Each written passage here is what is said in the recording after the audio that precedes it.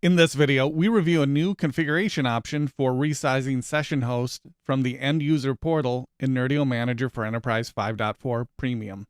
You can now allow end users to resize the disk and VM independently. If we go to the properties of a personal host pool,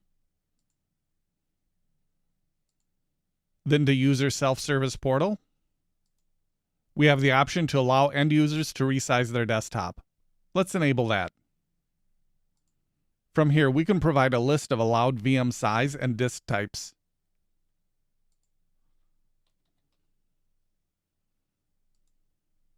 We'll save and close. Next, if we log into the end user portal as a user assigned to that host pool, then go to Resize.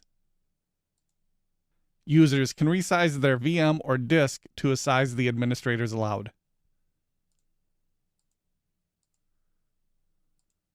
That is how we allow end user disk and VM resizing in Nerdio Manager for Enterprise 5.4 Premium.